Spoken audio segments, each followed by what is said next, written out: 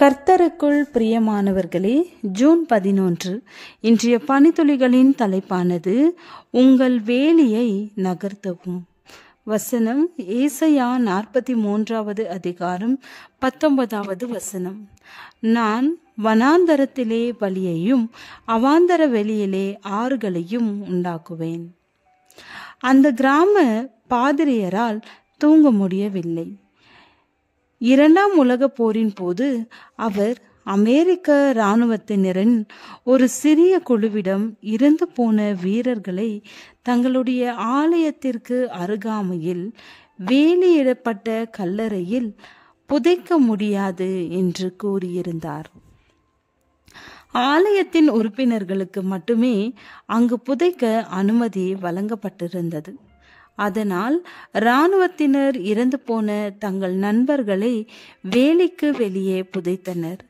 இருந்தாலும் அடுத்த நாள் காலையில் இராணுவத்தினர் தாங்கள் புதைத்த கல்லறையை காண முடியவில்லை. ஒரு வீரன் பாதிரியரிடம் என்ன ஆனது, கல்லறை காணாமல் போய்விட்டது என்று கேட்டான்.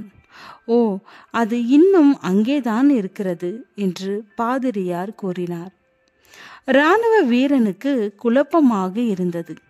அப்பொழுது பாதிரியார், நேற்று உங்களுக்கு இங்கு இடமில்லை என்று சொன்னது எனக்கு வருத்தமாக இருந்தது.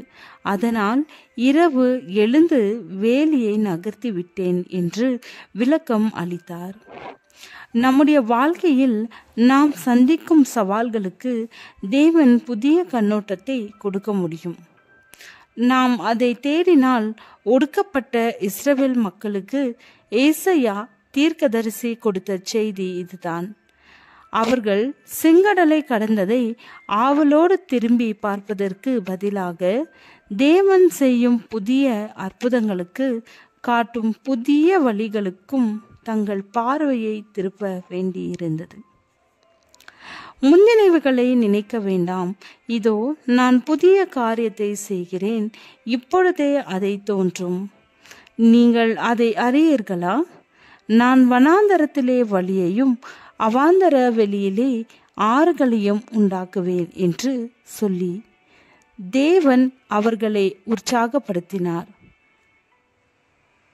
சந்தேகங்கள் மற்றும் யுத்தங்களின் மத்தியிலும் அவரே நம்முடைய நம்பிக்கையின் ஆதாரமாயிருக்கிறார். நான் தெரிந்து கொண்ட என் ஜனத்தின் தாகத்துக்கு வனாந்தரத்தில் தண்ணீர்களையும் அவாந்தர வெளியிலே ஆறுகளையும் உண்டாக்குவேன்.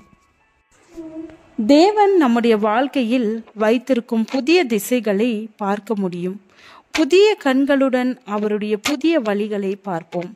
பின்பு தைரியத்துடன் புதிய பாதையில் நாம் அடியெடுத்து தைரியமாக அவரை பின்பற்றுவோம். உங்களுடைய வாழ்க்கையில் எந்த புதிய காரியத்தை சந்திக்க வேண்டும் என்று தேவன் விரும்புகிறார்? ஜெபம். உம்மோடு நடக்க புதிய வழிகளை பார்க்க என்னுடைய கண்களை புதுப்பியும். ஆமென்.